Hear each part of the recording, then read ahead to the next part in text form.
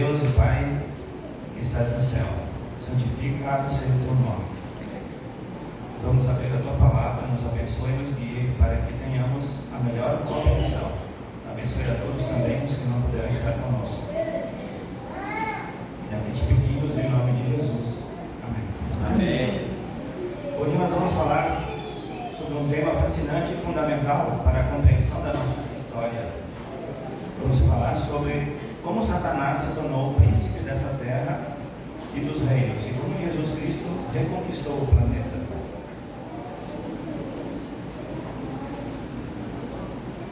Em Gênesis 1,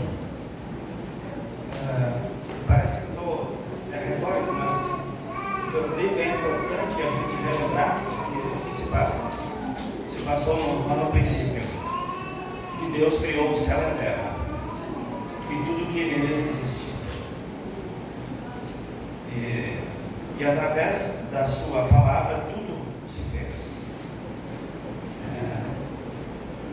No sexto dia, Deus criou o homem do pó da terra.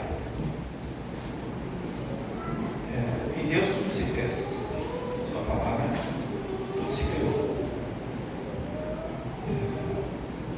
E lembre que em João 1, capítulo 1, diz que a palavra se fez carne e habitou entre nós. Em outras versões tem o verbo se fez carne e habitou entre nós. Por que ele precisou vir e se fazer carne?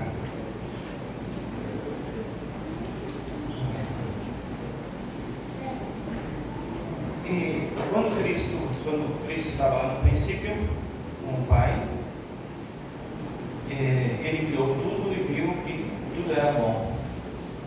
Estava tudo perfeito. Mas Lúcifer, um querubim cobridor, era um anjo poderoso e belo, criado por Deus. No entanto, ele se tornou orgulhoso e ambicioso, desejando ser como Deus. Isso levou à sua queda e à expulsão do céu. O pecado é um intruso. O pecado ele não tem explicação, não tem justificativa. Se tivesse, deixaria de ser pecado. Em Isaías 14, versículo 12, diz: como você caiu dos céus, ó estrela da manhã, filho da alva. Como foi atirado à terra, você que derrubava as nações. Um ser criado por Deus rebela-se contra o Criador. Essa parte é importante que se entenda, que nós devemos louvar aquele que nos criou. Até aqui tudo certo.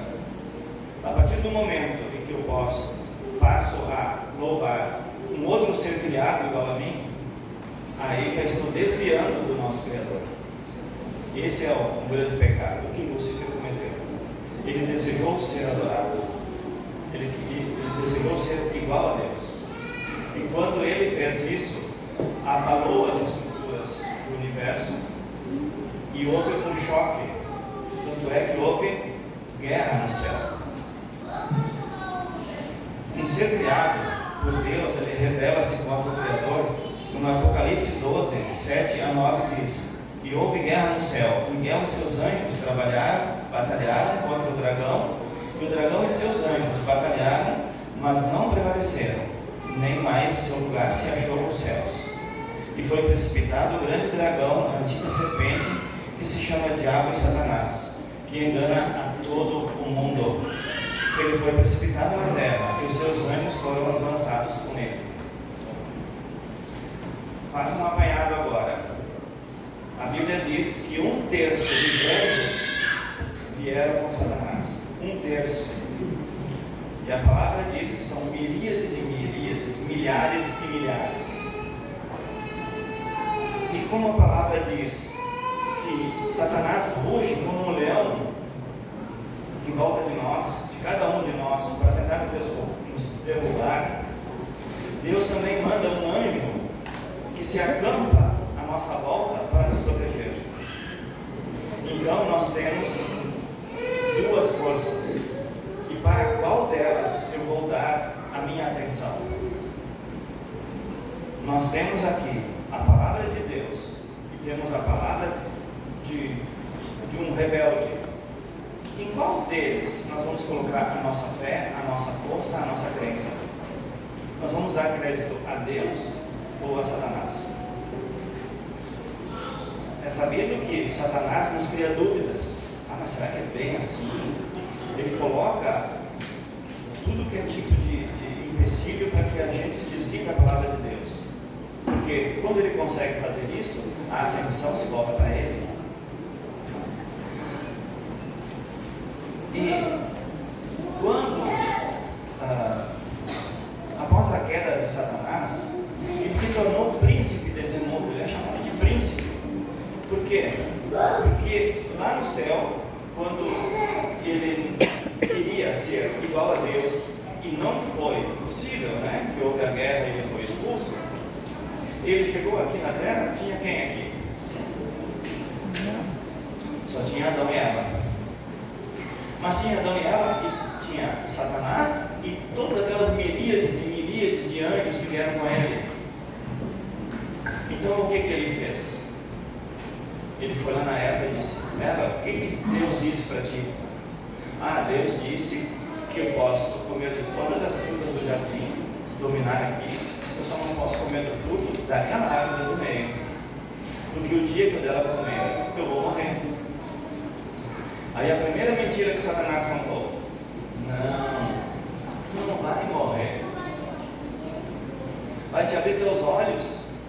E agora ele fala uma verdade: vai ser conhecedora do bem e do mal, que nem é Deus. Veja que ele misturou aqui. Ele disse que tu não vai morrer, mas Deus disse: se comer daquele fruto, certamente morrerás. E ele disse: certamente não morrerás. E aí ele coloca uma verdade para dar uma sustentação um pouquinho maior. E é aí que começa todo o problema, né? Porque na medida em que Adão e Eva vão tendo filhos e vão se multiplicando, o que ocorre com cada um?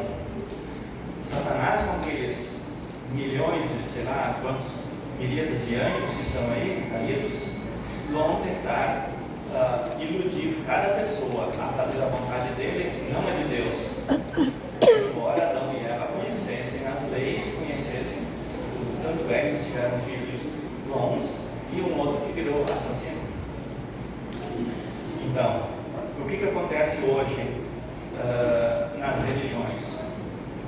Por que nós temos pessoas que acreditam que dá para falar com os mortos, quando Deus diz que não dá para falar com os mortos? Eu vou precisar da projeção aqui, não consigo ler. Então, quando nós temos religiões ou pessoas que creem que nós podemos conversar com quem está morto, não seria maravilhoso saber o que o meu pai está pensando, o que ele está, uma mensagem que ele queira me dar? Deus disse: não, quem está morto, não tem participação de nada que há no céu nem na terra. Porque lá em Eclesiastes 9:5 diz: porque os vivos sabem que hão de morrer, mas os mortos não sabem coisa nenhuma, não tem jamais recompensa, mas a sua memória ficou entregue ao esquecimento. E no versículo 10: tudo que se vier a mão para fazer, faze-o conforme as tuas forças, pois na sepultura para onde vais, não há obra, nem projetos, nem conhecimento, e nem sabedoria alguma. Nós temos a palavra de Deus e a do diabo. Em qual acreditamos?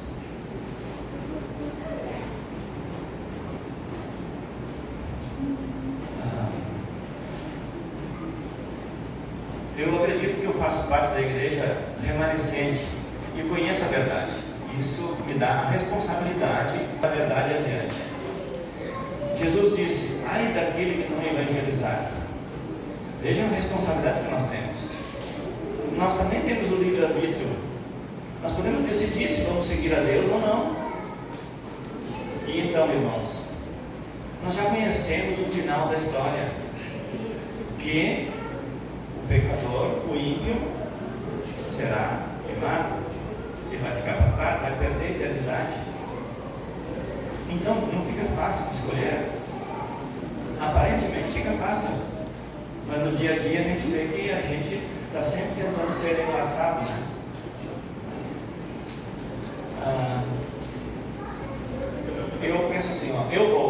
envia-me a mim. Então, a Deus não abandona.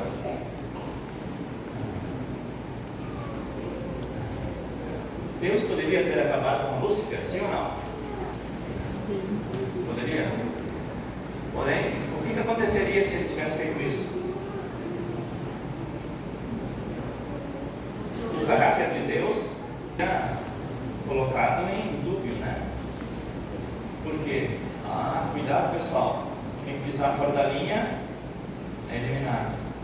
Então, as pessoas, o universo, os seres celestiais, eles adorariam a Deus por medo e não por amor.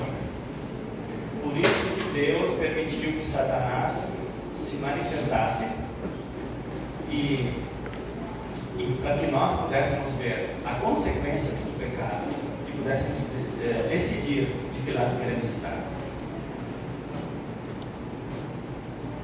A influência do enganador não teria sido destruída por completo se Deus tivesse aniquilado, né, Satanás. O espírito de rebelião não teria sido totalmente eliminado, devia ser permitido que o mal amadurecesse para o bem de todo o universo ao longo dos séculos da eternidade. Satanás devia desenvolver de forma mais completa seus princípios. Isso faria com que todos os seres criados pudessem ver o verdadeiro caráter das acusações feitas por ele contra o governo divino, e a justiça e a misericórdia de Deus, bem como a imutabilidade da sua lei, ficariam para sempre livres de qualquer contestação. Isso está no grande conflito na página 412 e 417. Jesus veio à Terra, viveu uma vida perfeita e morreu na cruz para pagar o preço do pecado da humanidade. Mas ele não ficou morto, ele ressuscitou no terceiro dia, derrotando a morte e o pecado. Ele disse: eu sou o caminho, a verdade e a vida. Ninguém vem ao Pai senão por mim. Veja que 1 Timóteo 2, 5 e 6 diz assim, porque há um só Deus e um só mediador entre Deus e os homens, Cristo Jesus, homem, o qual se deu a si mesmo em resgate por todos para servir de testemunho a seu tempo. O que ocorreu aqui? Nós podemos pagar os pecados? Alguém aqui sabe que nós podemos pagar o pecado? Não. Ninguém pode pagar seus pecados? Não. Porque o salário do pecado é a morte. Então, o que eu vou dar em troca da minha vida? Eu posso viver a vida inteira sofrendo, ajudando os outros, sendo a melhor pessoa do mundo, e mesmo assim será insuficiente para pagar o meu pecado. Por isso que eu preciso de um Salvador. Se Jesus tivesse vindo e tivesse feito um pecado, ele também precisaria de um Salvador. Então vejam o risco que o céu correu ao enviar, né, o Filho de Deus para que ele fizesse propiciação para os nossos pecados. Portanto, naquele momento mais crucial que Jesus passou, que foram os 40 dias no deserto, ele jejuou 40 dias. Isso nos diz alguma coisa? Quando temos uma batalha muito forte, nós precisamos jejuar também, orar, porque se a situação requer medidas extremas, nós também temos que fazer isso valer a pena. Se nós temos a eternidade para curtir, o que é alguns anos nessa vida? Então, gente, eu sei que aquele que estiver sofrendo, que tiver problemas sérios, problemas de saúde, muita dor, muita tristeza, perdas, pense, Jesus está me esperando e Ele vai voltar. E Ele vai nos levar para um lugar onde não haverá mais dor, não haverá mais morte, não haverá mais doença. Isso tudo terá passado. Isso não dá um ânimo para a gente. Nós temos essa esperança. E se não houvesse isso, se Jesus não tivesse ressuscitado, seria vã a nossa fé. No que nós poderíamos nos agarrar se Jesus não tivesse ressuscitado? Faz sentido para você? Então ele venceu a morte, ele venceu o pecado, e fazendo isso, ele pagou o preço de cada um de nós. Por isso que nós não precisamos ser crucificados também. no dia que a gente morrer, acabou ali a nossa tudo, né? Tudo. Por quê? Quando os filmes de Hollywood nos mostram que o final do mundo é um final com terremotos, vulcões, maremotos, tsunamis e companhia, ele está esquecendo de uma coisa: cada vez que uma pessoa morre, para essa pessoa o mundo acabou. Então, por isso que Jesus disse: vigiai, porque você não sabe quando vem o fim. Ele está falando do fim do mundo de cada um. Então, cada vez que uma pessoa morre, para ela acabou. Esse é o fim do mundo dela. Então, gente, eu sei que tem coisas que falam até de dragões. Você já viu um desenho animado, como treinar o seu dragão? Já ouviu falar desse vídeo? Agora estão fazendo um novo, com pessoas interagindo com dragões, o coração de dragão e companhia. Faz com que você se apaixone pelo dragão. Vocês estão vendo que a Bíblia está dizendo exatamente o contrário, que o dragão não é o mal, que o dragão é aquele que veio para destruir, para acabar conosco, nos fazer sofrer. E os filmes que nos colocam, parecem inocentes, é coisa de criança, estão fazendo com que a gente, não, o dragão é bonzinho, olha só que querido, olha só que mimado, que não sei o quê, tem aquele dragãozinho todo, né? Parece aquele cachorrinho que foi esquecido da mudança, né? E aí as pessoas acabam achando legal o dragão. Porque isso, na verdade, é Satanás tentando colocar na cabeça das nossas crianças que o dragão não é tão ruim como pensam. Está vendo onde é que a coisa chega? O dragão não é tão mal assim. Estão querendo colocar isso na cabeça. O dragão é bonzinho. Então, quando a Bíblia fala do dragão, não, mas o dragão é gente fina, é legal. Percebe a psicologia até onde ela chega? E dali para frente, se você for instruído com mais coisas, porque isso aqui é um grão de areia perto da infinidade de coisas que Satanás trabalha. No Rei Leão também tem uma infinidade de coisas que coloca contra os princípios bíblicos. Então, e por aí vai. Por que ele chega na criança? Porque Deus disse: instrui a criança no caminho que ela deve seguir, que depois de adulta ela não se desviará. Então, o que o diabo está trabalhando? Ele está trabalhando na criança, está desviando já a criança desde cedo. Porque daí, para depois desfazer esse nó, é mais complicado. Então, ele quer essa parte mais barata. Com a ressurreição de Jesus, a humanidade ela foi redimida e restaurada à sua relação original com Deus. Jesus se tornou o Senhor do universo e Satanás foi derrotado. Nós já sabemos então que é só uma questão de tempo. Não sabemos o dia que Jesus vai voltar. Não sabemos o dia da nossa morte. Mas nós temos que estar preparados o tempo todo. Porque já está exatamente por esse motivo que a gente não sabe quando vai ter. Eu não sei se é amanhã, se é hoje. Então, agora como crentes em Jesus, somos chamados a viver sob a autoridade de Jesus e resistir às tentações de Satanás. Somos parte da igreja, o corpo de Cristo, e juntos podemos avançar o reino de Deus na terra. Ok?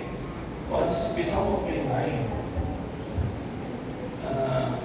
Em resumo, Satanás se tornou o príncipe da terra e dos reinos devido à sua rebelião contra Deus.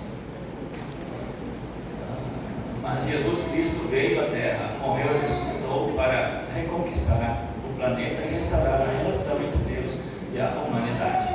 Ele está fazendo isso hoje na sua vida, na sua família, seus amigos. Vocês gostariam que Jesus voltasse hoje? Sim. Todos? Sim. Sim. Mas não ficaria ninguém de fora? Não tem alguém que você gostaria que conhecesse a verdade, que a aceitasse para que estivesse conosco? Sim. Mudou de ideia agora? Tem mais alguém que você quer salvar? Jesus disse assim, Deus ele é longânimo, porque ele não quer que ninguém se perca. Porque Satanás já tinha sido decretado a maldade dele, o caráter dele, quando Jesus foi crucificado pela maldade de Satanás. Mas por que ele não resolveu tudo ali? Todo mundo sabe que o diabo é ruim, então já está concretado, concretizada a coisa, não há mais dúvidas, então está tudo certo, beleza, então tá, acabou aqui. Por que ele permitiu que até hoje Jesus não voltou? Para que eu e você nascêssemos e tivéssemos a chance de decidir de que lado devemos estar. Não é lindo isso? Então, por mais que eu queira que Jesus volte, eu ainda espero que não seja hoje, porque tem mais gente lá fora que precisa vir para cá. Não precisa ser necessariamente na nossa igreja, mas você dá o seu coração para Jesus. Lembre das pessoas que vocês querem salvar, que vocês querem levar a mensagem. Essa é a missão. Como Jesus disse, ai daquele que não evangelizar. É porque nós temos uma missão, gente. Como crentes, somos chamados a viver sob a autoridade de Jesus. Quando conhecemos a verdade e tomamos uma decisão, vem algo muito maior do que uma demonstração pública de nos batizar. É o compromisso de levar isso adiante. Jesus disse, assim como o Pai me enviou, eu também vos envio. Bom, gente, temos que fazer a nossa parte. No livro Conselhos sobre a Escola Sabatina, Ellen White escreveu: não recuseis a assumir responsabilidades por terdes um sentimento de vossa fraqueza e ineficiência. Deus pode dar-vos força e sabedoria, se sois consagrados a Ele e vos conservais humildes. Uau! E no livro Parábolas de Jesus, ele afirmou: seremos considerados individualmente responsáveis por fazer um jota a menos do que somos capazes. O Senhor mede com exatidão toda a possibilidade para o serviço. As capacidades não utilizadas serão levadas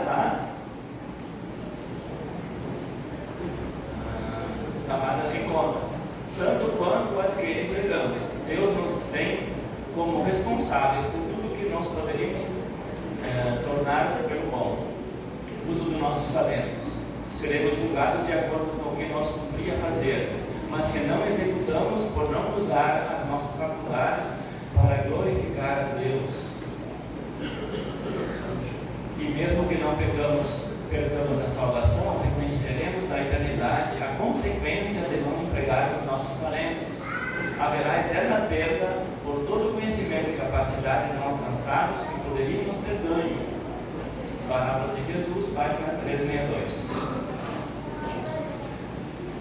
O impacto de cada um salvando o mundo. Olha, imagine a transformação, o crescimento da igreja, se cada membro se comprometesse a salvar uma pessoa por ano. Vejam que Ellen White escreve: em apenas 9 anos todo o planeta seria adventista. Bastaria cada um salvar um e discipulá-lo. É claro que Cristo voltará não quando todos forem adventistas, mas quando todos forem advertidos. Mas é apenas isto que somos chamados a fazer: testemunhar do amor de Cristo. A serva do Senhor também escreveu que quando tivermos uma consagração completa de todo o coração ao serviço de Cristo, Deus reconhecerá esse fato imediatamente em derramamento sem medida de seu Espírito. Mas isso não acontece enquanto a maior parte dos membros da igreja não forem cooperadores de Deus. O chamado ao compromisso. Aqui em uma pequena cidade da Nova Inglaterra, sobre um grupo que estava escavando um poço, você já ouviu falar da palavra commitment? Eu já ouvi várias pessoas falarem em commitment, que é um sentido de urgência, de ter que ser agora, a casa está pegando fogo, tem uma criança lá dentro, o pai ou a mãe, eles não querem nem saber, eles se jogam lá dentro e tiram a criança. Isso é commitment. Tá? Isso é um sentido de urgência, tem que ser feito, tem que ser agora. Não perca o tempo, não muda o foco. Você tem isso para fazer. E quanto melhor você fizer isso, melhor. Okay? Então, tudo estava indo bem até que quase no final do trabalho um deslizamento de terra aconteceu e um dos trabalhadores ficou preso lá embaixo. Imediatamente o alarme foi dado e gente de todos os lados correu para ajudar. Mecânicos, fazendeiros, comerciantes, advogados, todos unidos pelo mesmo objetivo. Em pouco tempo trouxeram cordas, escadas e pás e começaram a trabalhar com toda a força. Vamos salvá-lo, salvem, não gritavam. O esforço era tão intenso que o suor escorria pelo rosto dos homens e os braços tremiam de tanto esforço. E em um momento conseguiram descer um tubo pelo poço e gritaram para o homem soterrado, perguntando se ele ainda estava vivo. Com esperança ouviram a resposta: estou vivo, mas se apressem.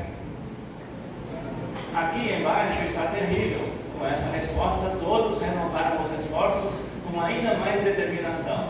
Depois de muito trabalho e tensão, finalmente conseguiram alcançar o homem e tirá-lo de lá. A alegria explodiu entre todos e os gritos de celebração pareciam voar até o céu. Ele está salvo. Prezados irmãos, o chamado de Cristo para nós ele é claro. Ao sermos batizados, todos fomos ungidos e comissionados para a sua missão. Precisamos reconhecer os dons que Deus nos concedeu e transformá-los em ministérios ativos. Além de discipular aqueles que trazemos para a fé, se cada um de nós salvar uma pessoa por ano, imagine o impacto para o reino de Deus. Que nosso compromisso hoje seja com Deus e com o lema, cada um salvando um. Esse compromisso deve nos mover a orar e buscar.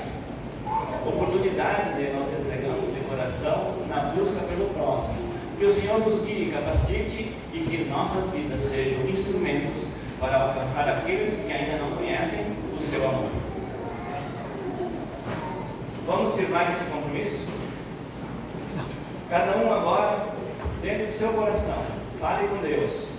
Mesmo que você pense assim: eu não tenho condições, eu não tenho capacidades, eu não tenho talentos, mas isso é um exercício.